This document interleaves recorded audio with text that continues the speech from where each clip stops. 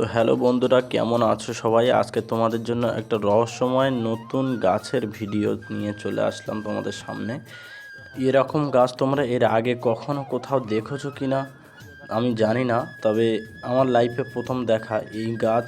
কখনোই আমি দেখিনি।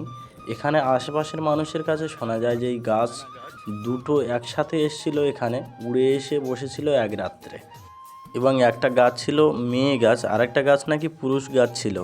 এবার এখানে এসে দেখো, এটা তো লোক পুরুষ গাছই বলে, মেয়ে গাছটা নাকি বজ্র পড়ে মারা গেছে। তো সেহেতু আমি ঠিকঠাক তো জানি না।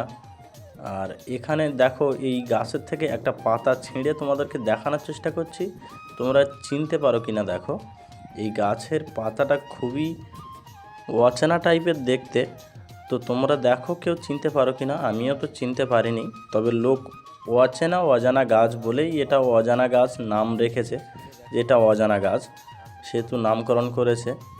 এখানে দেখো, এই গাছের ভিতরটা পুরোটাই ফাঁপা। এমনকি এই গাছের ডালগুলো যেগুলো আছে, সব ডালগুলোও ফাঁপা। তোমরা দেখলেই খুব রহস্যময় মনে করবে যে একটা গাছ কিভাবে এইভাবে ফাঁপা হতে পারে। তো দেখো, এই গাছের ভিতরে এখানে পুরোটাই পুরোটাই ফাঁপা, ওপর পর্যন্ত একদম। আর এর ভিতরে নাকি লক্ষ্মী পেঁচা থাকে। এই গাছের যে মানে গর্তটা, এটাই নাকি লক্ষ্মী পেঁচা, হুতুম পেঁচা ইত্যাদি ইত্যাদি থাকে। তো এখানকার মানুষের কাছে শোনা যায় যে আরও বড় ধরনের সাপ ওখান থেকে বেরোতে শোনা গেছে বা দেখা গেছে। আর এই গাছটাকে একটুখানি তোমাদেরকে ঘুরিয়ে দেখানোর চেষ্টা করছি। দেখো, এখানে এই গাছটাকে বের করে ধরার জন্য প্রায় 4 থেকে 5 জন লোক লাগবে অবশ্যই, বের করার জন্য, শুধু বের করে ধরার জন্য।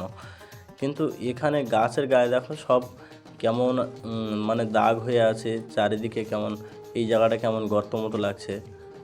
তো এই গাছটা একটা অজানা রহস্যময়, আর এই শিকড়গুলো তো পুরো মাটির তলায়। আর এই গাছটার আর একটা রহস্য আছে, সেটা হচ্ছে এই গাছটা যখন উড়ে এসে বসেছিল নাকি একটা পুকুর ছিল এখানে। এবার এই গাছের গর্তের মধ্যে কোনো একটা ছুঁড়ে ছুঁড়ে মারলে কিছু, তো তখন নাকি জলের আওয়াজ পাওয়া যেত। যেহেতু ঠিকঠাক জানি না, এখানকার লোক যা বলে সেটাই জানি। তো তোমাদেরকে দেখো, সেই মরা গাছটা, যে গাছটা মরে গেছিলো, দুটো গাছের থেকে একটা গাছ, সেখানে দেখো এখানে এসে দেখছি যে সেই গাছটার গোড়াটা কিছুটা আছে আর কিছুটা নেই। ওই এখানে আবার পোড়া দাগ আছে গাছটার গোড়ার গায়ে, মনে হয় কেউ আগুন লাগিয়েছিল। তো এই গাছটা বজ্র পড়ে মারা গেছে, সেহেতু গাছটা তোমাদেরকে দেখাতে পারলাম না, গাছের গোড়াটাই দেখাতে পারলাম।